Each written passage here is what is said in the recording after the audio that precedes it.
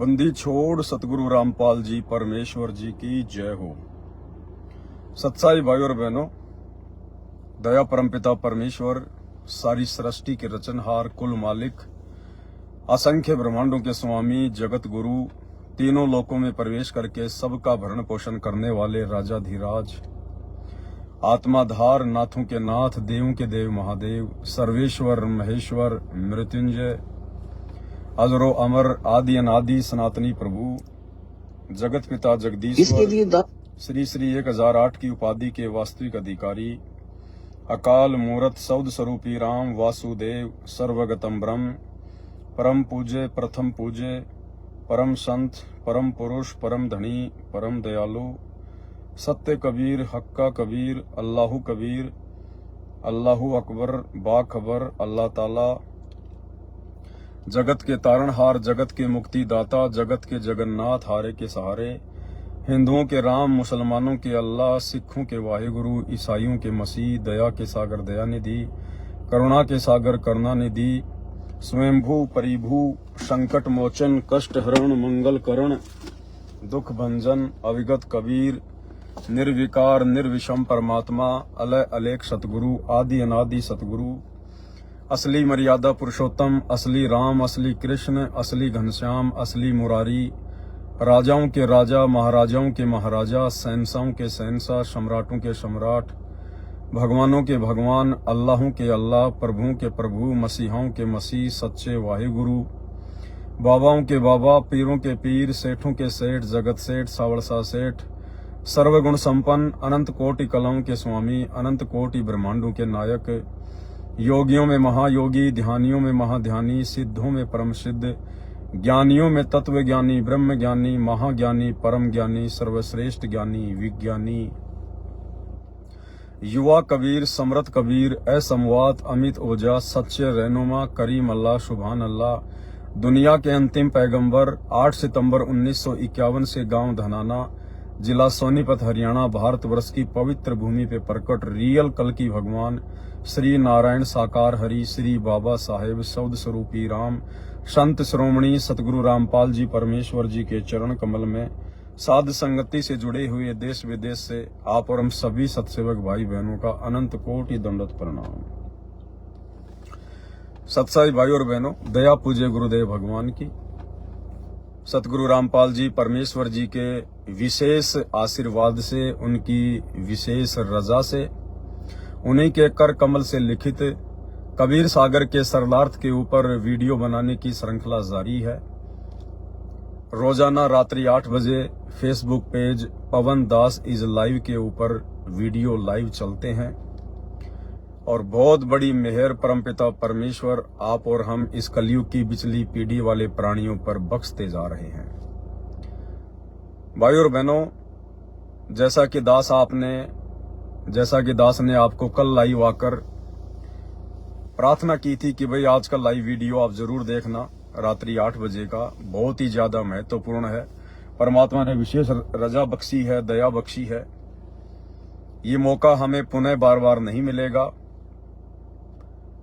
ये साध संगतियां केवल कलयुग की बिचली पीढ़ी में ही परमात्मा रखवाते हैं।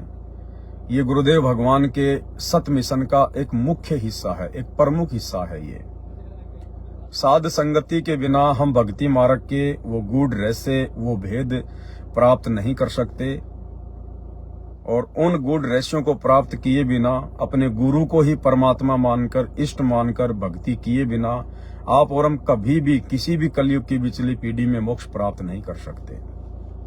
तो बहुत बड़ी मेहर गुरुदेव की हो रही है। इस मेहर को आप और हम सभी भगत भाई बहनों ने इसी प्रकार से बरकरार रखना है। आज रात्रि 8 बजे दास के Facebook page Pawan Das is live के ऊपर जो लाइव वीडियो चलेगा वो सुल्तान बौद्ध के सारांश को लेकर ही चलेगा, क्योंकि सुल्तान बौद्ध के ऊपर 4 वीडियो बनेंगे। आज हमारा 3रे नंबर का वीडियो होगा और कबीर सागर के सरलार्थ का ये 34वें नंबर का वीडियो होगा। आज का वीडियो कल के वीडियो से भी कहीं ज्यादा महत्वपूर्ण है। यानी हर वीडियो में हमें गुरुदेव के आशीर्वाद से कुछ न कुछ नया सीखने को मिलता है। लेकिन आज का जो वीडियो है जो गुरुदेव भगवान ने बनवाया है, भाई और बहनों, अगर ये सुल्तान बोध के ऊपर जो 4 वीडियो बनने जा रहे हैं, आज तीसरे नंबर का वीडियो चलेगा, 2 वीडियो पहले बन चुके हैं, 1 वीडियो कल चलेगा। अगर वास्तव में हमें अपनी भक्ति को सफल करना है, वास्तव में हमें एक नेक भगत बनना है, सच्चा मुच्चा भगत बनना है, दास बनना है, तो भाई और बहनों, सुल्तान बोध के ऊपर बन रहे ये 4 वीडियो ही काफी हैं। परमेश्वर कहते हैं ज्ञान का और घाम का चमका सा ही होता है, समझदार को संकेत ही काफी होता है। हम कैसे अपनी भक्ति को सफल कर सकते हैं, कैसे हम सार शब्द के योग्य बन सकते हैं, कैसे हम अपने गुरुदेव भगवान के हृदय में उनके चरणों में जगह बना सकते हैं, और कैसे इस काललोक से हमारा पीछा छूट सकता है। सुल्तान बोध के ये 4 वीडियो काफी हैं। तो आज रात्रि 8 बजे जो वीडियो चलेगा सुल्तान बोध के ऊपर, परमात्मा ने अजब गजब की बातें अपने कर कमल से कबीर सागर के सरलार्थ में लिखी हुई हैं। आज तक गुरुदेव ने 30 वर्षों में सैकड़ों बार सुल्तान इब्राहिम की कथा हमें सुनाई है, लेकिन परमेश्वर ने उन बातों का कभी भी जिक्र नहीं किया जो बातें परमेश्वर ने कबीर सागर के सरलार्थ में लिखकर छोड़ दी हैं। ये परमात्मा ने केवल साध संगतियों के लिए ही छोड़ना था। ये सारे भेद परमेश्वर ने साध संगतियों के माध्यम से ही उजागर करवाने थे। तो दया बख्शी है परमात्मा ने, बहुत बड़ी मेहर है। दास भी नहीं सोच सकता था कि इतने गहरे गहरे रहस्य गुरुदेव भगवान ने कबीर सागर के सरलार्थ में छुपा के रखे हुए हैं, और हमें बहुत कुछ सीखने को मिल रहा है, बहुत कुछ। वास्तव में यदि हमें भगत बनना है तो हमने उन प्रत्येक बातों को अपने जीवन में लागू करना पड़ेगा, हमने अमल करना पड़ेगा प्रत्येक बातों पर। भाई और बहनों, ये 21 ब्रह्मांड, ये ज्ञान से अनजान दुनिया वाले, चाहे हिंदू मुसलमान सिख ईसाई कोई भी हो, इनको तो बेचारों को ज्ञान नहीं है। लेकिन जो वास्तविक ज्ञान, जो सृष्टि रचना का ज्ञान, जो मुक्ति का मार्ग, पूर्ण ब्रह्म परमेश्वर, अल्लाहों के अल्लाह, प्रभुओं के प्रभु, भगवानों के भगवान, मसीहाओं के मसीह, सतगुरु रामपाल जी ने सतलोक से नीचे उतरकर प्रकट होकर जो आप और हमें दे दिया है, ये ज्ञान बाकी दुनिया वालों को नहीं है। बाकी दुनिया वालों को तो यही जिंदगी लगती है, खा लिए पी लिए, शादी हो गई, बच्चे पैदा कर दिए, बच्चों को पढ़ा दिया लिखा दिया, बढ़िया नौकरी लगा दी, काम धंधा सेट कर दिया, अब चाहे हम मर जाएं हमारा जीवन सफल है। उनका तो जीवन बर्बाद हो गया, बर्बाद। यहाँ तो बिना सतगुरु की शरण के, बिना सच्चे सतगुरु की शरण के, और सच्चा सतगुरु इस पृथ्वी पर, इस पूरी सृष्टि में केवल एक ही है, परम पूज्य सतगुरु रामपाल जी। उनकी शरण के बिना तो यहाँ के राष्ट्रपति का भी जीवन बर्बाद है, यहाँ के प्रधानमंत्री का भी जीवन नरक है, नरक है। हमें भले आज वो लंबी लंबी गाड़ियों में चलते हुए दिखाई देते हैं, बड़े बड़े महलों में रहते हुए दिखाई देते हैं, बड़ी बड़ी उनकी जानकारियां हैं, बड़े बड़े लोगों से संपर्क हैं, धन धान्य से परिपूर्ण है। नहीं, ये शरीर तो छूटेगा बेटा, मरना तो पड़ेगा, चाहे राष्ट्रपति है चाहे प्रधानमंत्री है, मरना तो पड़ेगा। और मरने के बाद फिर बिना सत भक्ति के, बिना सच्चे गुरु की शरण के वो राष्ट्रपति कहाँ जाएगा, वो प्रधानमंत्री कहाँ जाएगा, फिर भगवान बताते हैं कहाँ जाएगा। एक हरि की भक्ति बिन राजा गधा होए, और माटी लदे कुमार की घास न डाला कोई। एक हरि की भक्ति बिन औरत कुतिया होए, और गली गली भोकत फिरे, टूक न डाला कोई। फिर ये होगा उनके साथ, वो चाहे स्त्री है या पुरुष है, राष्ट्रपति है या प्रधानमंत्री है, फिर उनके साथ ये बीतेगी। फिर वो कुतिया बन के गलियों में घूमेंगी, नंगी, जो आज 2-2 लाख की साड़ियां पहनती हैं, फिर वो कुतिया बन के गली में नंगी घूमेगी एक रोटी के टूक के लिए। और वो देश का प्रधानमंत्री हो, चाहे राष्ट्रपति हो, चाहे कितना बड़ा क्यों ना व्यक्ति है, अगर वर्तमान में सतगुरु रामपाल जी के शरण में नहीं आए, अगले जन्म में सीधा गधा बनता है, राजा गधा। अरे जब मार्कंडे पुराण में लिखा हुआ है देवताओं का राजा इंद्र मरने के बाद में सीधा गधे की योनि में जाता है, तो पृथ्वी के राजा की क्या औकात है? पृथ्वी के एक छोटे से टुकड़े की एक देश के राजा की भला क्या औकात है? ये परमात्मा की अमर वाणी है कि एक हरि की भक्ति बिन राजा गधा होए और माटी लदे कुम्हार की घास न डालो कोई। फिर ये कष्ट भोगने को आज तो हम अपने घर में, परिवार में, अपने काम धंधे में थोड़ा सा सुख हो गया, बस उसी को सब कुछ मान लिया। आज तो हम लोग निष्फिक्र होके बैठे हैं, कल को क्या बीतेगी। और जरूरी नहीं है कि 80 साल के बाद ये शरीर छूटेगा। इस शरीर का भी कोई भरोसा नहीं है, ये भी मिट्टी का पुतला है, पानी का बुलबुला है। कब आपके साथ में क्या बीत जाएगी कोई भरोसा नहीं है किसी भी प्रकार का। तो भाई और बहनों, हम अपने इस मनुष्य जन्म को सफल करें। आज हमें परमपिता परमेश्वर, सारी सृष्टि के मालिक ने, उस मौला ने, उस अल्लाह ने आके आज हमें जानकारी उपलब्ध करवा दी है। अब हम पीछे ना हटें। आप और हमारे ऊपर गुरुदेव ने मेहर कर दी, हमारा ज्ञान योग खोल दिया, हमें ज्ञान समझ में आ गया, तो कम से कम हम अपनी आत्मा का कल्याण करवाएं। अन्यथा आज तो हम स्त्री या पुरुष हैं, ये मानव शरीर प्राप्त हैं, कल को शरीर छूटेगा, ये तो भिखारी का भी छूटेगा, राजा का भी छूटेगा। फिर हमारे साथ में क्या बीतेगी, फिर हम कहाँ जाएंगे, क्या बनेगी फिर हमारे साथ में। तो भाई और बहनों, आगामी जो दुख हैं उन दुखों को केवल संत आकर समझाते हैं, सतगुरु आकर हमें भविष्य की जानकारी देते हैं कि बेटा आगे क्या बनेगी।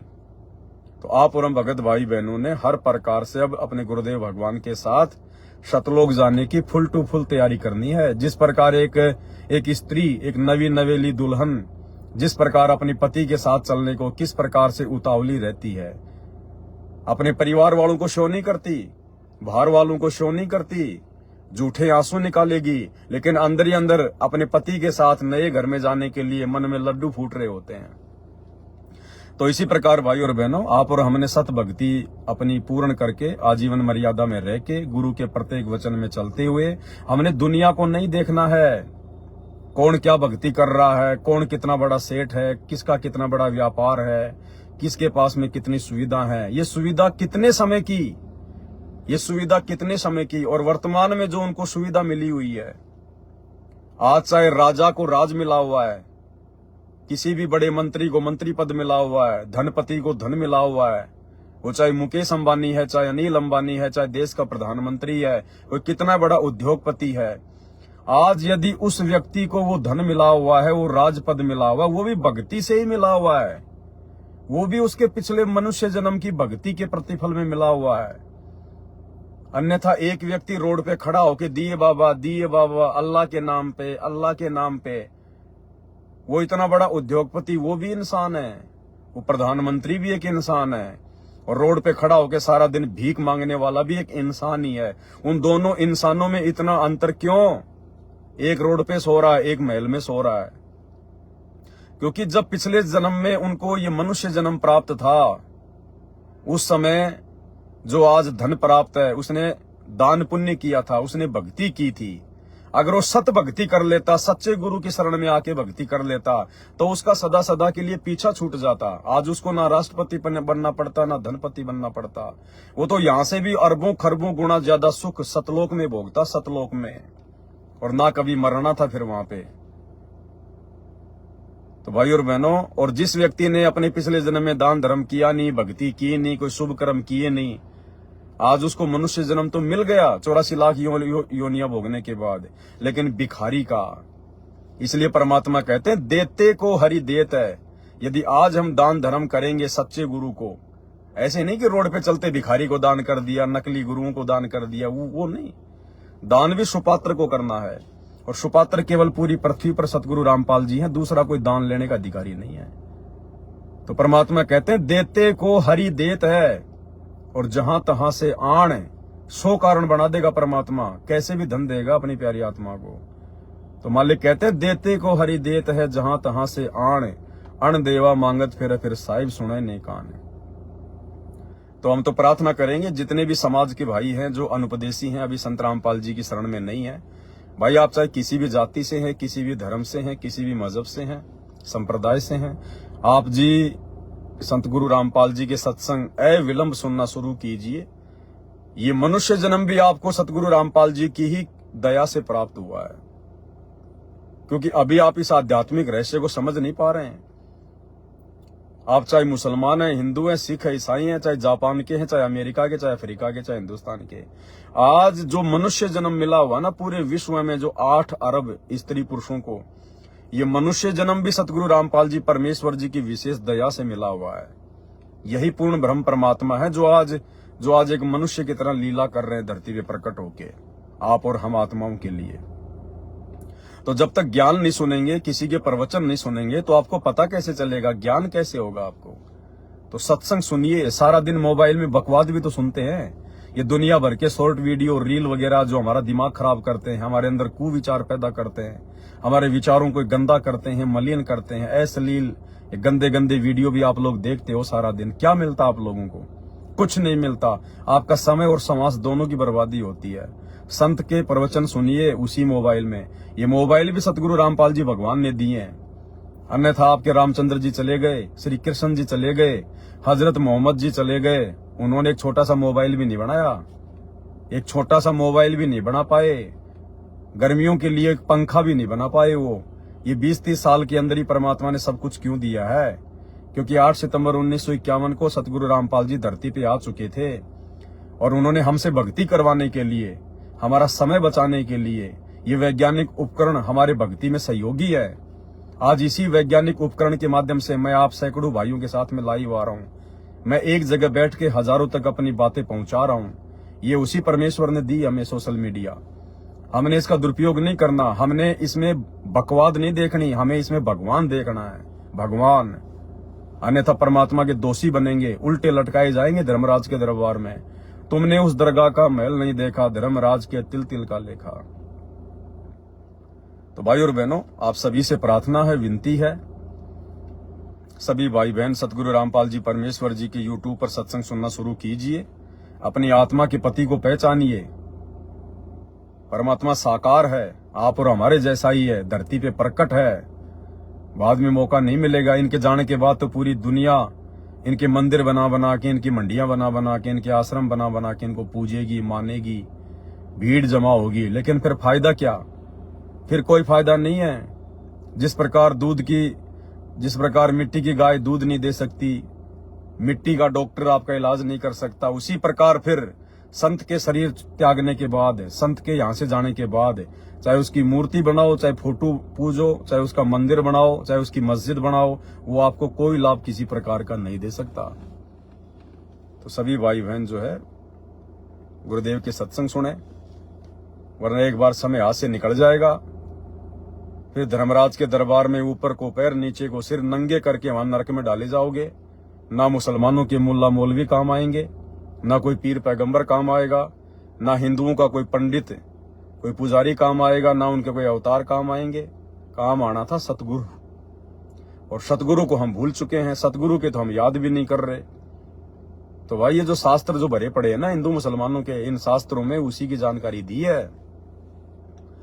सूरत फुरकानी 25 आयत नंबर 52 से 58 कुरान मजीद में, कुरान शरीफ में सूरत फुरकानी 25 आयत नंबर 52 से 59 को पढ़ना। उस परमात्मा का नाम तक लिखा हुआ है, वो कबीर परमात्मा है, वो कबीर परमात्मा। तो भाई और बहनों, इन चीजों को देखो, ध्यान करो। गीता अध्याय 4 श्लोक 34 खुद भगवान कह रहा है कि उस तत्वदर्शी संत की खोज कर अर्जुन, उसकी भक्ति करने से तेरे को मोक्ष होगा, मेरी भक्ति करने से मोक्ष नहीं है। तो विचार करो।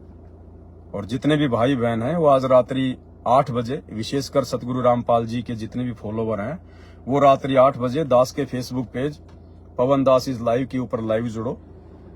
और ये सुल्तान बोध के ऊपर जो 4 वीडियो बनेंगे, 2 वीडियो बन चुके हैं, आप देख चुके हो। एक वीडियो आज रात्रि 8 बजे लाइव चलेगा, बहुत ही ज्यादा महत्वपूर्ण है, बहुत ही ज्यादा इंपॉर्टेंट है। और एक चलेगा कल। अगर वास्तव में हमें भगत बनकर भक्ति करना है तो भाई और बहनों, 4 वीडियो हमारे लिए आंखें खोल देने वाली वीडियो, आंखें खोल देने वाले। बाकी तो परमात्मा दया करते रहेंगे, आगे भी मालिक की दया से सारे काम होते रहेंगे। गुरुदेव भगवान के आशीर्वाद से आगे भी वीडियो बनेंगे। कबीर सागर के सरलार्थ के ऊपर बहुत सारे वीडियो बनेंगे। और उनमें भी हमें बहुत सारी शिक्षाएं मिलेंगी गुरुदेव भगवान के आशीर्वाद से, परमात्मा की रजा से। तो आप भाई बहन रात्रि 8 बजे लाइव जुड़िए। बहुत ही गहरी गहरी बातें भक्ति मार्ग से संबंधित पूज्य गुरुदेव भगवान ने उसमें बताई हैं, लिखी हुई हैं।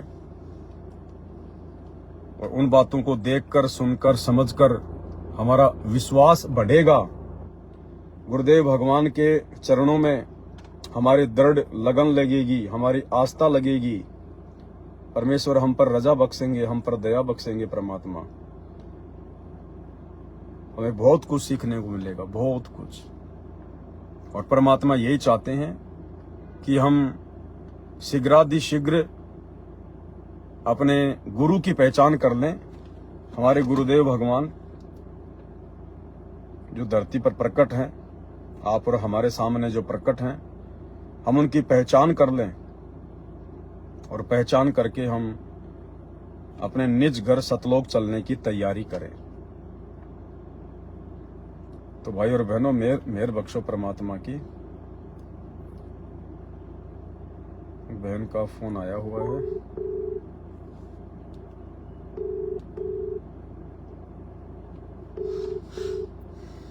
हाँ, कर रहे हैं भाई सत्साई।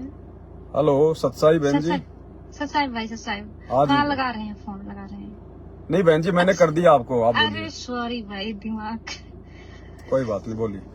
हाँ, दासी ये कह रही थी कि जैसे भाई बहनों से बात करते समय ना कुछ शंका हो रही है।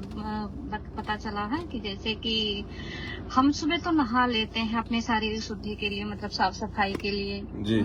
सुबह तो नहा लेते हैं, लेकिन इसीलिए तो नहाते हैं कि मतलब हमारा शरीर साफ रहे, अपना नित्य नियम करना है, अपनी भक्ति बोध उठानी है, आरती करनी है। तो दासी को लगता है कहीं ना कहीं कि नहाने से भी हमारे कोई फायदे नहीं होते हैं, क्योंकि नहाने के बाद भी हम बाथरूम करते हैं तो बिना पानी के ही करते हैं, तो फिर नहाने से क्या फायदा है। कपड़े फिर वैसे और शरीर वैसे फिर गंदे हो जाते हैं। और फिर हमें दोपहर की भी रेमनी करनी होती है, शाम को भी संध्या आरती करनी, तो भोग भी लगानी होती है। तो इससे कहीं ना कहीं लगता है दासी को कि अगर हम साफ सफाई कर ही रहे हैं, नहा धो रहे हैं, अपना मतलब पूजा पाठ कर रहे हैं, तो बाथरूम करते समय हमें पानी लेकर के जाना चाहिए, चाहे भाई हो या बहन हो, क्योंकि सबके लिए परमात्मा की नजर में सब एक समान है, सब बराबर है। जी जी। तो दासी यही कह रही है कि जैसे कि मतलब जैसे ये तो ना कोई रीति रिवाज में आता है, ना कोई परंपरा में आता है, और ना ही ये कोई मर्यादा नियम को लेकर के आता है। बाकी दासी को यही लगता है कि हमें मतलब नहा धो रहे हैं सुबह, तो दिन में भी हम साफ सफाई रहें, मतलब 24 घंटे हमारा शरीर साफ रहे कि हम किसी भी तरीके से परमात्मा का भक्ति बोध कभी भी उठा करके पढ़ सकते हैं, कर सकते हैं, भोग लगा सकते हैं। तो पानी लेकर के ही जाना चाहिए, भाई हो या बहन हो।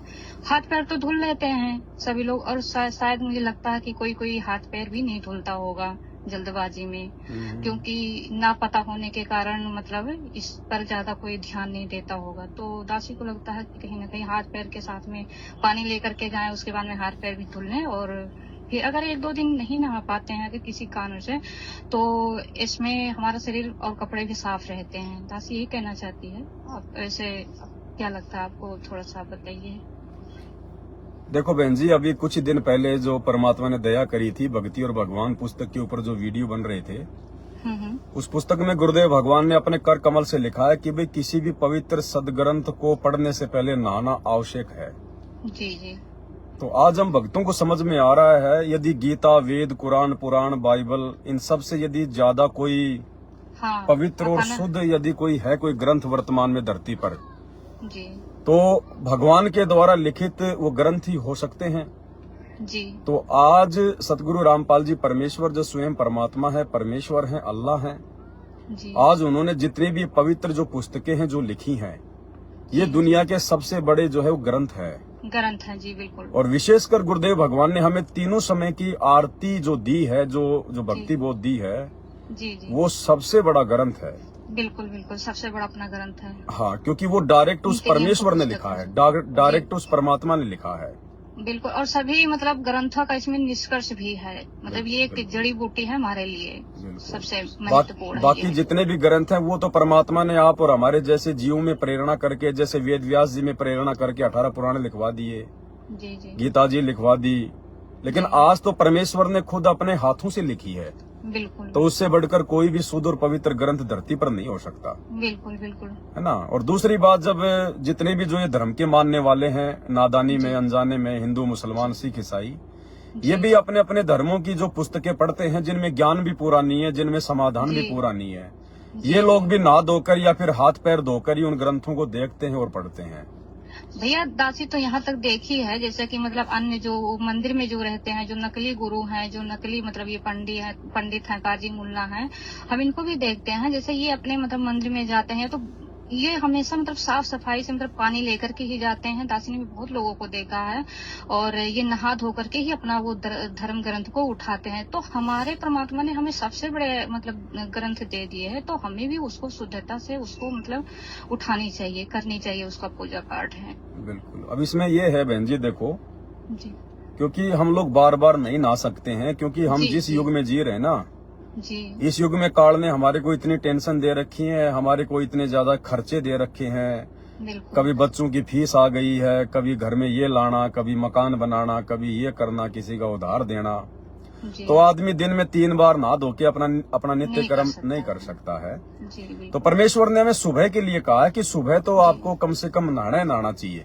जी जी और सुबह के लिए भी परमात्मा ने क्यों कहा बहन जी, और वो किन के लिए कहा है? वैसे तो मालिक की वाणी है कि वे नहाए धोए क्या होई, जो मन का मैल न जाए, मीन सदा जल में रहे पर तन की बांस न जाए। बिल्कुल। परमेश्वर ने आत्म शुद्धि को सबसे ज्यादा महत्व दिया है, ना कि शारीरिक शुद्धि को।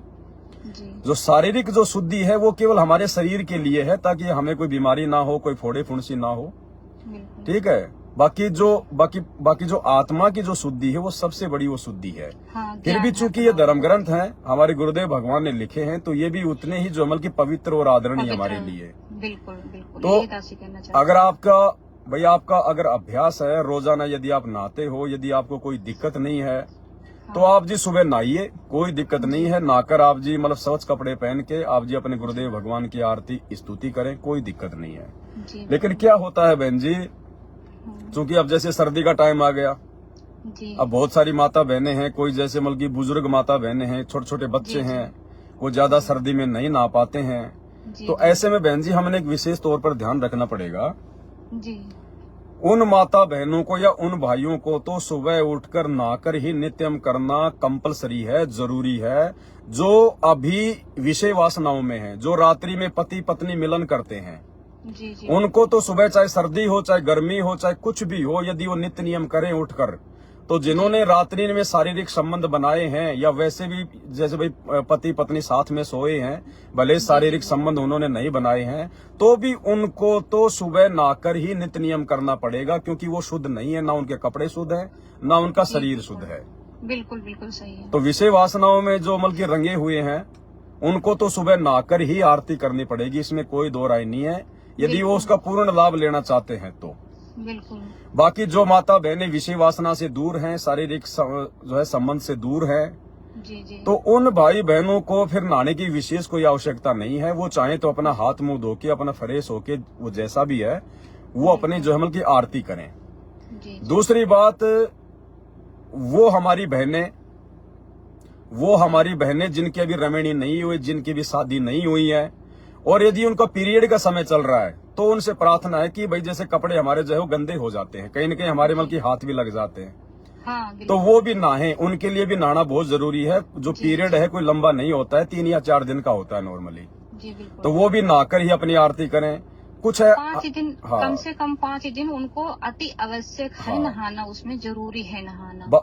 बाकी परमात्मा ने हमें बताया है, ज्ञान गंगा में भी लिखा है कि बाकी जो हमारी जो क्रिया है ना, जैसे परमात्मा की ज्योत जलाना, अपनी आरती करना, अपना मंत्र करना, अपना खाना बनाना, उनमें कोई दिक्कत नहीं है, चाहे पीरियड है या नहीं है, हमें कोई दिक्कत नहीं है, क्योंकि हमने सारे काम अपने करने हैं, अपनी भक्ति भी करनी है, अपने घर के काम भी करने हैं, जी बिल्कुल। ठीक है। दूसरी बात, जो भगत भाई है जिनकी शादी हो गई है या नहीं हो गए हैं, यदि जो मतलब के सौपन दोष हो जाता है, तो उनको भी सुबह नहाकर ही आरती करनी है, क्योंकि उनके भी कपड़े जो है वो गंदे हो जाते हैं बहन जी। जी बिल्कुल। तो ये कुछ सावधानियां हैं जो हमने बरतनी पड़ेंगी। बाकी जो छोटे छोटे बच्चे हैं, वो अगर नहीं नहा पाते हैं, तो उनको जबरदस्ती नहीं नहलाना है, खाली उनके हाथ पैर जो है धुलवा के आप उनसे आरती वगैरह जो है वो करवा सकते हो। हाँ बिल्कुल। दूसरी बात, आप सुबह तो आप नहा लिए, और जो भाई बहन सुबह नहीं नहा पाए वो अपना दिन में नहा लो, कोई दिक्कत नहीं है। जी। लेकिन जैसे दिन में हम लोग बाथरूम जाते हैं या फिर जैसे मान लीजिए फ्रेश होने के लिए जाते हैं, जी। अगर कपड़े अगर गंदे हो जाते हैं ज्यादा, अगर छींटे वाटे अगर जो है लग जाते हैं तो जो है उसको मतलब कि नहाना चाहिए। अन्यथा नॉर्मल अपना हाथ पैर धो के भी वो अपना जो है पूजा पाठ वगैरह वो कर सकता है, क्योंकि बार बार जो है दिन में फिर नहीं नहाया जाएगा। नहाया नहीं जाता है। तो इन बातों को लेके शंका तो बहुत सारी माता बहनों की थी, बहुत सारे भाई बहनों की थी। दास भी कभी लाइव आने वाला था। चलो आपको तो परमात्मा ने मतलब प्रेरणा यही की। कहना चाहती है कि मतलब जैसे कि मतलब अपना मतलब जैसे साफ रहे, कपड़े भी साफ रहे, छींटे छाटे तो हाथ पैर पे पड़ जाए तो उसको तो हम धो लेते हैं, हाँ, लेकिन कोई फिर दिक्कत भी नहीं अगर इसमें आप कहीं बाहर से आ रहे हो, क्योंकि अब देखो हमारे घर में परमात्मा का आसन लग गया है, मालिक का बेड लग गया है, व्यवस्था बहुत जरूरी है। अभी जैसे दास कहीं मार्केट में जाता है, नॉर्मली अपनी गाड़ी में बैठा तो कोई दिक्कत नहीं है। अगर कोई सामान लाने के लिए गया है तो पता नहीं कहाँ जाकर कितने काउंटरों पे हाथ रखने पड़ते हैं और किन किन लोगों के संपर्क में आना पड़ता है वो कपड़े, तो दास फिर उन कपड़ों को उतार के दूसरे कपड़े पहन के फिर ही परमात्मा की चरण सेवा में या फिर उनको भोग लगाते समय जाता है। नॉर्मली यदि आप भाई ज्यादा आप किसी के संपर्क में नहीं है तो फिर कोई दिक्कत नहीं, आप जी हाथ पैर धो के भी मालिक को भोग लगा लीजिए, आप जो है अपनी आरती कर लीजिएगा। और बाकी जो नित्य नियम के अलावा जितनी भी जो पुस्तकें हैं, नित्य नियम को भी खाली सुबह सुबह ही नहाने की जरूरत है। बाकी आप दिन में यदि आप नित्य नियम को पढ़ना चाहें, वैसे मतलब ज्ञान प्राप्ति के लिए, या वैसे आप गुरुदेव की कोई पुस्तक पढ़ना चाहते हैं, अन्य कोई धार्मिक कोई पुस्तक पढ़ना चाहते हैं, तो बार बार नहाने की आवश्यकता नहीं है। हाथ धो के ही आप जी उन ग्रंथों को जो है पढ़ सकते हैं। हाथ पैर धुल करके हम पढ़ सकते हैं उसको। तो इतनी तो सावधानी हमने रखनी पड़ेगी, क्योंकि परमात्मा धरती पर है और सबसे जो पवित्र भक्ति उन्होंने हमें दे दी है।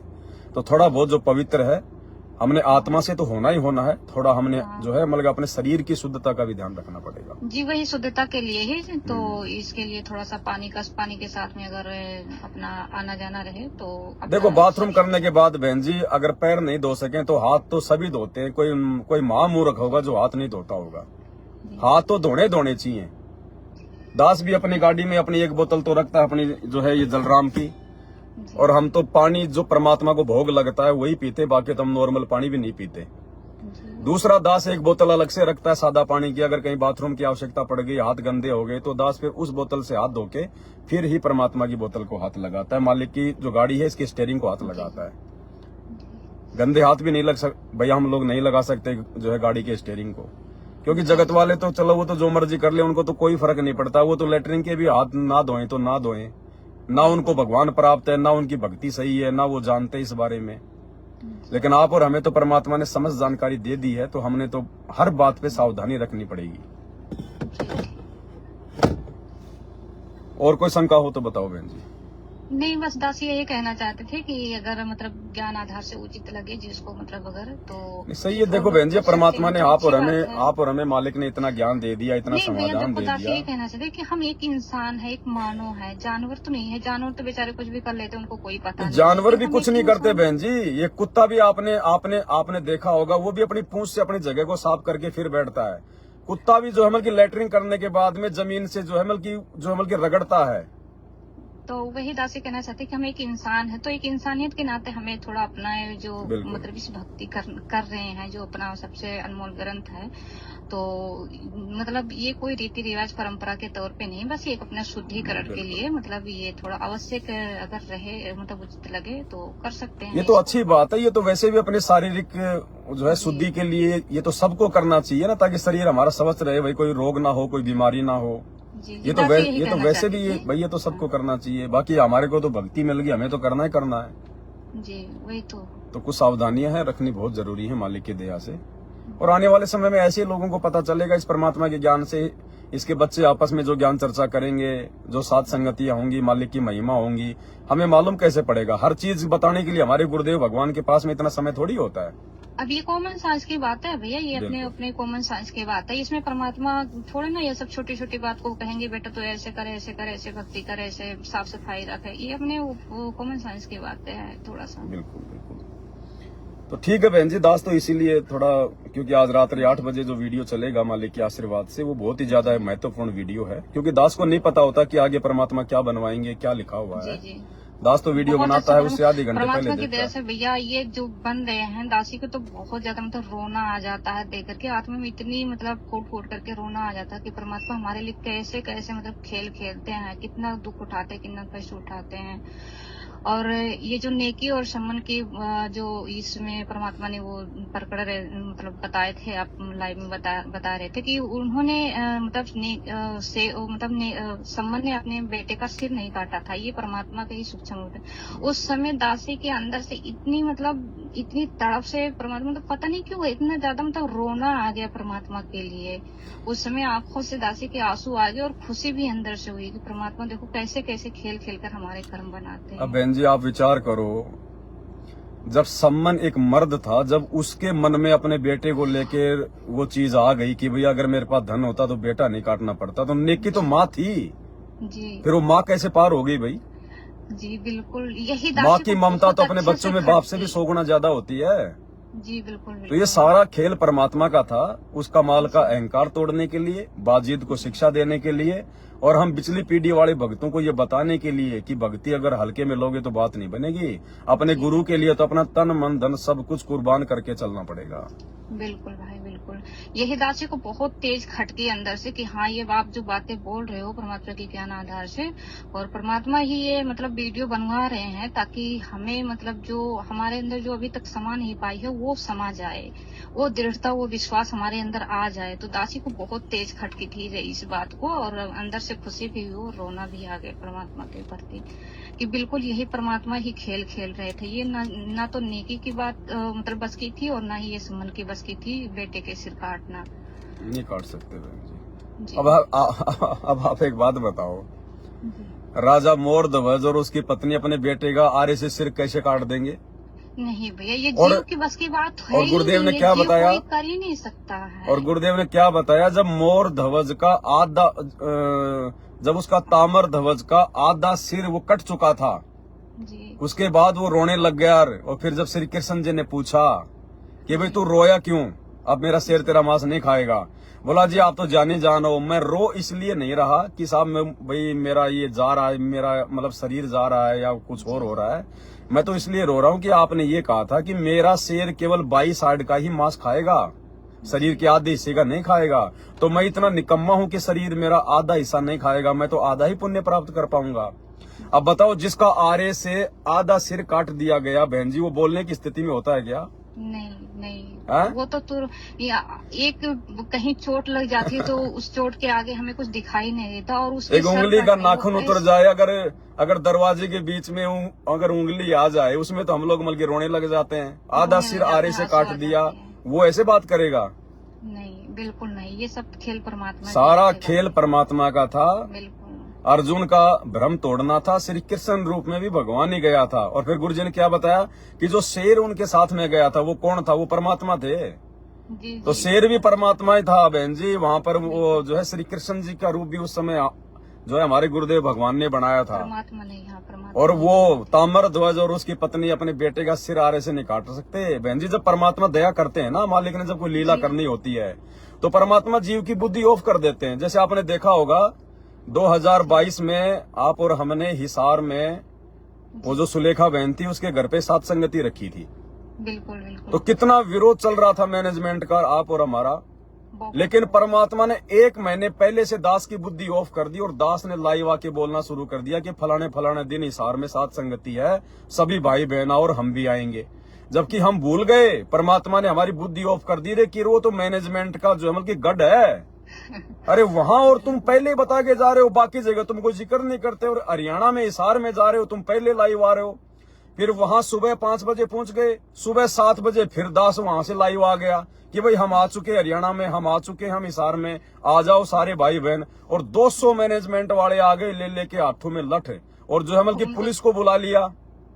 वो तो इसी ताक में रहते ही। और उसके बावजूद भी परमात्मा ने ना तो दास को कोई खरोच आने दी, ना जितने भी भगत भाई बहन थे उनको आने दी, सबको भंडारा करके वहां से निकाला। और पुलिस शाम तक और मैनेजमेंट वाले वो 200 गुंडे शाम तक वहां खड़े रहे।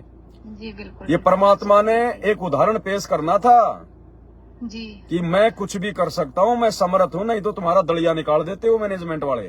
बिल्कुल। और परमात्मा अंदर से हिम्मत भी देते हैं भैया, जिसके साथ खेल खेलते और हैं ना, जयपुर आने के अंदर से बाद हिम्मत में भी बहन जी फिर परमात्मा ने जब वो बुद्धि खोली तो हमने ये सोचा कि हम लोग वहां पर जो है जाके आ कैसे गए, आके हम लोग लाइव कैसे आ गए पहले। जी। तो परमात्मा बहन जी उस समय फिर जीव की बुद्धि ऑफ कर देता है, जब परमात्मा ने कोई लीला करनी होती है या कोई मालिक ने ऐसा कोई उदाहरण जो है वो पेश करना होता है। बिल्कुल तो आप और दासी हमें के गुरुदेव ने एक विश्वास दिलाया कि जब मैं तुम्हें शेर के मुंह से निकाल के ला सकता हूँ तो आगे तुम्हारे ऊपर मैं आपत्ति कहाँ से आने दूंगा, यदि तुम मर्यादा में रह के भक्ति करोगे तो। बिल्कुल बिल्कुल दासी के साथ भी एक बार परमात्मा ने मतलब दासी को विश्वास दिलाने के लिए परमात्मा ने ऐसे किए, नहीं तो ऐसा होता नहीं। अब दासी एक बार सुबह सुबह उठ करके मतलब जा रही थी मतलब खेत की तरफ में, और उधर से और भी लोग आ जा रहे थे, लेकिन मतलब दासी को मतलब अंदर से एक बार तो हुआ कि ये सारे कुत्ते हैं और ये सबको काटते हैं, कहीं तुझे ना काट ले। फिर एक बार आया, नहीं सब लोग आ जा रहे हैं, तुझे क्यों काटेंगे सबको छोड़ करके। फिर मैं आगे चली गई, मतलब आगे चली गई, परमात्मा का मंत्र करते करते दासी जा रही थी। इतने में एक कुत्ता आकर के मेरे पास भौंकने लगा, फिर दासी वहीं रुक गई। मुझे शंका हो गया शायद अब ये काटेगा, वहीं रुक गई। और फिर इतने में 10-12 कुत्ते, कम से कम 10-12 कुत्ते थे, और मोटे मोटे बड़े बड़े, सारे ने आकर के मेरे को चारों तरफ से घेर लिया। चारों तरफ से घेर लिया, बीच में हम खड़े हो गए, हाथ में कुछ भी नहीं, एक डिब्बा उसमें पानी था और कुछ नहीं था। अब चारों तरफ से चारों मतलब तरफ से वो सब के सब एक मतलब उसमें भोग भोग करके मेरे तरफ दौड़ रहे हैं। हम चारों तरफ से ऐसे घूम रहे हैं उसी गोले में कि अब दासी को कुछ भी नहीं समझ में आ रहा कि क्या करें क्या ना करें। और सभी लोग बैठे थे वहां, देख रहे थे कि सभी और भी मतलब औरतें वहां थी, लेकिन दासी को मतलब ना किसी को बुलाया और ना ही मतलब चिल्लाया, ना ही भागा, ना ही रोया, कुछ भी नहीं। क्योंकि दासी को बाद में समझ में आया कि ये दासी के अंदर जो हिम्मत थी वो परमात्मा ने ही दे रखी थी। उसके बाद में फिर मतलब बीच में ऐसे घूमते घूमते फिर परमात्मा का याद आया। मंत्र तो कर ही रहे थे, लेकिन उस समय जब वो भोंकने के मंत्र भी भूल गए डर की वजह से। फिर परमात्मा कह रहे, बंदी छोड़, परमात्मा सतगुरु रामपाल जी भगवान बचाओ, अब हम क्या करें, कैसे निकले इनसे, अब तो काट लेंगे ये, हमें खा लेंगे। बिल्कुल ऐसे कपड़े पकड़ पकड़ ले रहे थे, लेकिन दासी को काट नहीं पाए थे परमात्मा की दया से। फिर अचानक से जैसे गुरु जी को दासी ने याद किया, ऐसे लगा कि किसी ने मेरे को पीछे से धक्के मारे, और एक थोड़ी सी मिट्टी मतलब वहां पड़ी थी, वो बिल्कुल ऐसे मतलब मिट्टी थी, वो मतलब ढेला वाला नहीं था, वहां पर मिट्टी बिल्कुल थी, और उसी सीधे मिट्टी पर जाकर गिरे। और पीछे से कुत्ते भी मेरे पीछे दौड़ लिए। फिर दासी वहीं पड़े पड़े ऐसे एक मुट्ठी मिट्टी उठाई और उनके ऊपर फेंका। वो ऐसे भागे कुत्ते सारे के सारे 10-12 कुत्ते कि वो उसी समय वो भाग ही लिए।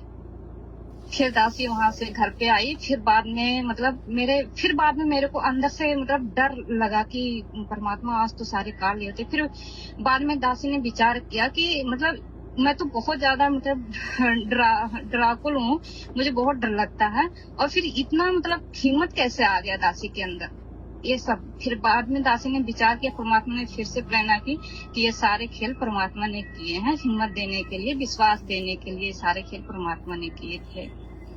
फिर दासी को थोड़ा परमात्मा तो साथ ही रहते हैं, अंग संगी रहते हैं परमात्मा तो साथ। बिल्कुल दासी ने जैसे मतलब उस समय कुछ याद नहीं आ रहा था, फिर दासी ने जैसे परमात्मा को याद किया, उसी समय ऐसे लगा किसी ने धक्के मारे, और उन्हीं के बीच से निकल करके दासी गई मिट्टी पर। और एक मिट्टी सोचो, एक मिट्टी फेंकने से ही सारे के सारे, एक मुट्ठी मिट्टी फेंकने से सारे के सारे भाग गए। यहाँ तो वो लाठियां डंडे से भी नहीं डरते हैं, जो लाठियां डंडे लेकर के जाते हैं ना, उनको भी वो मुंह से डालते हैं। चलो दया है बहन जी परमात्मा की, मालिक अंग संगी रहते हैं, साथ साथ ही रहते हैं परमात्मा तो। जी दासी को बहुत मतलब विश्वास हुआ परमात्मा का। परमात्मा फिर दंडवत किए, फिर प्रार्थना किए परमात्मा से घर पे आकर के। चलिए ठीक है बहन जी, फिर दास थोड़ा अपना मंत्र सुमरण भी करेगा, नहीं तो फिर टाइम मिलता ही नहीं ना। जी जी बिल्कुल, दासी भी दिन में ही कर पाती है परमात्मा की दया से। ठीक है बहन जी, सत साहिब। ठीक है सत साहिब, जय हो मालिक। ठीक है भाई और बहनों, दया परमात्मा की। आज रात्रि 8 बजे सभी भाई बहन लाइव जुड़िए। ये संदेशा छोटा सा आप जियों को देना था, बाकी छोटी मोटी जानकारियां होती हैं वो भी परमात्मा इसी प्रकार से बीच बीच में आप जियों तक पहुंचाते रहेंगे। क्योंकि अब गुरुदेव भगवान के बाद में यदि इस ज्ञान को कोई जानता है, कोई समझता है, तो केवल उनके बच्चे हैं। और इसीलिए परमात्मा ने भगत मिलन समारोह के लिए कहा है, संत समागम के लिए कहा है, साध संगतियों के लिए कहा है।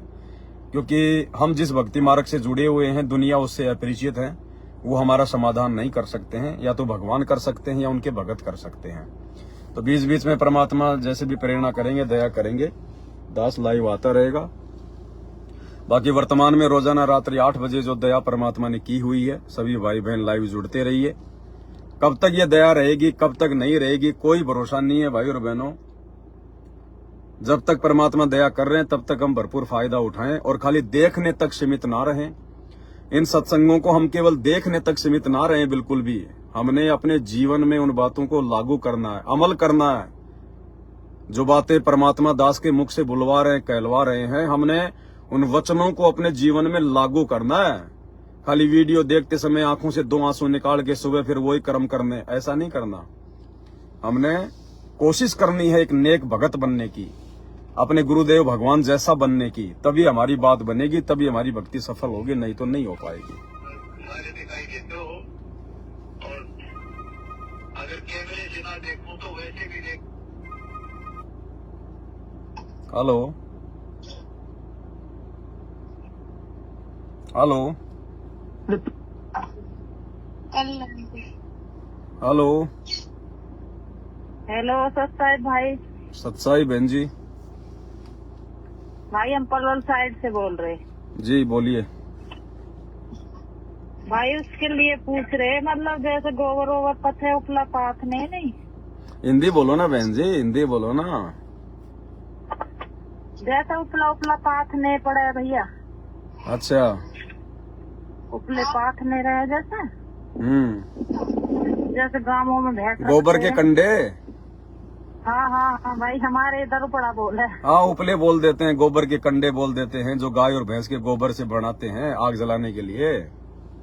हाँ हाँ हाँ भाई। अच्छा क्या हो गया उनको?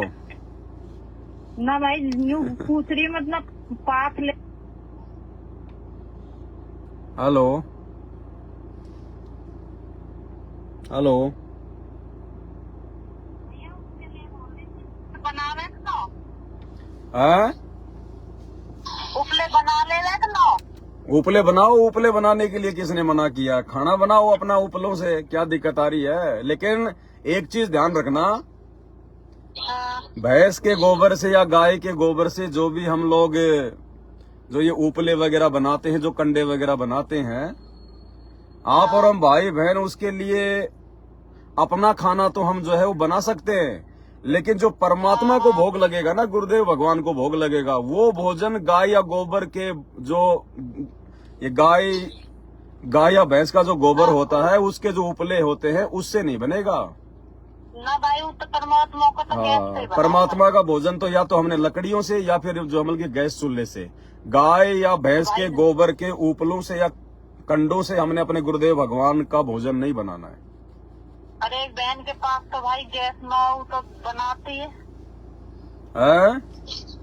अब देखो नहीं पता है, जब तक नहीं पता है तब तक तो बहन जी कोई बात नहीं, लेकिन अगर पता हो गया है तो फिर अगर गैस नहीं है तो फिर लकड़ी वगैरह से बनाओ। हाँ गैस नहीं है भाई उसके पास, बेचारी वैसे बिजुआ है। हाँ भी ऐसी है, कोई वायु मायके से भी ले लेती है थोड़ा बहुत खर्चा। अब कोई बात नहीं, जैसा भी है अपना टाइम पास कर रही है, अपनी मर्यादाओं का ध्यान रखे बस। हाँ हाँ भाई मायके से थोड़ा बहुत ले ले वो बहन। हाँ तो उधार रूप में ले ले, फिर मालिक दया करेंगे, फिर कभी उसके भी दिन आएंगे। अगर भक्ति करेगी, मर्यादा में रहेगी तो उसके भी अच्छे दिन आएंगे। और भाई मैं भी साथ संगति से 5 साल से जुड़ी हुई हूँ, और भाई अब फिलहाल मन मतलब पैसा की तरफ दौड़ रहा हूँ। अब ये तो देखो बहन जी, ये तो मालिक तो केवल जानकारी बहन जी उपलब्ध करवाएगा। अब बाकी उस ज्ञान पे चलना ना चलना ये तो भगत को फिर अपने आप ही देखना पड़ेगा। कोई जबरदस्ती का मार्ग तो है ही नहीं कि साथ संगति से जुड़ गए तो बिल्कुल सारे काम ऑटोमेटिक ही ठीक होने लग जाएंगे। साथ संगति का मतलब है केवल आपका मार्गदर्शन किया जाएगा। आप और एक दिन भाई ऐसा सपन आया, मतलब पौनी हो रहा, मतलब 2 मंजिल मकान है तो उसके पीछे से पौनी ऐसा लग रहा है दूसरी मंजिल है भी ऊपर जाएगा। पौनी मैं कह रही भगत जी से मन की भग ले, फिर कह रही पैसे रख ले, फिर कह रही मन की पैसे नहीं इतने न कहाँ रख के भागेंगे हम, ज्यादा पैसे तो रख के न चल सकते कहीं बाहर है। पौनी तो होएगो बहन जी, पौनी तो होएगो। आज रात को भी आज मेरे को सपना आया जैसे पूरी धरती के ऊपर कम से कम 100 फीट पानी चढ़ गया। हाँ भाई ऐसा ही, मतलब 2 और हम लोग पानी के अंदर चल रहे हैं, हम लोग पानी के अंदर चल रहे हैं, खा रहे, पी रहे, श्वास ले रहे हैं, कोई काम नहीं है, कोई दिक्कत नहीं आ रही हमारे को। हम लोग पानी के अंदर चल रहे हैं और मैं ये देख रहा हूँ कि हम लोग पानी के अंदर चल रहे हैं, कोई दिक्कत ही नहीं आ रही। बच्चे भी जो है मतलब की पढ़ाई कर रहे हैं, वो कागज पेन से लिख रहे हैं, ना हमारे कपड़ों के पानी लग रहा है, ना कोई और दिक्कत आ रही, आराम से श्वास भी ले रहे हैं। तो ये तो समर्थ है, परमात्मा है बहन जी, कुछ भी कर सकता है, लेकिन उसके बच्चों की दिक्कत नहीं आएगी। चाहे दुनिया में चाहे पोनी पोनी हो, चाहे कुछ भी हो। फिर हम वापसी आए, मतलब एक बार तो चले गए घर छोड़ के, फिर वापसी आए तो मतलब कौन ही ना कहीं भी। हाँ हाँ हाँ। फिर घर के आसपास भी कौन ही ना, मतलब पानी तो बहुत ज्यादा इधर हो रहा है, इतना पानी कहाँ चला होगा अब इतनी जल्दी। अब ये तो आने वाला समय बहन जी विनाशकारी समय है, 2028 युग परिवर्तन का समय है। ये दुनिया वालों को नानी याद आएगी। ये जो छोटी मोटी साधना कर रहे हैं ना, मंदिर मस्जिद तीर्थ गुरुद्वारों पे जाने वाले, देवी देवताओं को भगवान मान के पूजने वाले, आने वाले समय में नानी याद आएगी, भक्ति और भगवान को याद दिलाएगा परमात्मा। कि बहुत दिन हो गए इन डमी गॉड की भक्ति करते करते, आधे अधूरे भगवानों की भक्ति करते करते। ये मनुष्य जन्म परमात्मा प्राप्ति के लिए मिला है। तो ये तो बहन जी परमात्मा दिखाएगा, बंदर तो सबको ही दिखाएगा। अगर कोई समय पे भक्ति पे लग जाएंगे तो अपनी कमर तोड़वाने से बचेंगे, नहीं तो ये परमात्मा है धरती पर, ये दिन में तारे दिखाएगा आने वाले समय में, चाहे कोई कितने बड़ा, चाहे कोई फन्ने खा क्यों ना हो। और भगत जी भी मतलब भाई नाम ले रखो, पर मतलब इतना ब्योन न हो, जैसे दिवाली के गिफ्ट मिले इनने भी लिया है। अब भगत जी को देखो बहन जी, गलतियां करने से बचना पड़ेगा। तो ये गए ही नहीं, बिल्कुल भी टूट ही न गए, हमारे गिफ्ट मिलेंगे। अब कह रहे आज न मिलेंगे, कल मिलेंगे, वे 2 दिन पहले दे दी। मुँह पे मना न करी जा, मुँह पे संघर्ष न हो, मतलब मुँह पे हाँ तो लोकलाज है ना, वो लोकलाज है बहन जी, लोकलाज है। इनके अंदर स्पष्ट कहने की आदत नहीं है इनको, और जब तक भक्ति मार्ग पर स्पष्ट कहने की आदत नहीं डालेंगे तब तक हम सफल नहीं हो सकते। जैसे बहुत ज्ञान में भी कमेंट लगा लो आप, तो मतलब अज्ञान में है ही ना, मेरे को भी भोग विलास की तरफ से परेशान करे। कोई नहीं, आप जी परमात्मा से प्रार्थना करो, मालिक ही उनको सद्बुद्धि देंगे। मैं भी नहीं कमन की मेरे मालिक ही आप सुधारेगा जब मेरा बचाव होएगा, करेंगे परमात्मा सुधरेगा तो मेरा कैसे बचाव होएगा। भाई मैंने तो बेड भी लगा लिया परमात्मा को। कोई बात नहीं, बेड तो अच्छी बात है, परमात्मा का अच्छी बात है। अब जब हम गुरुदेव को भोग लगाएंगे तो कोई अलमारी में थोड़े लगाएंगे, हमने आसन तो लगाना पड़ेगा ना, तो परमात्मा का बेड लगा दिया, वो तो अच्छी बात है। बाकी भाई इतनी रुचि है मैंने बेड की बैग पटलेट ला दियो, गद्दा ला दियो, फल पलूट मंगाऊ, मालिक को सब कुछ लिया मैं एक बार के कहने से। वो तो जैसा करेंगे वैसा पाएंगे बहन जी, परमात्मा किसी का उधार नहीं रखता, मालिक ना जाने क्या दे देगा, कितना दे देगा, कहाँ से दे देगा।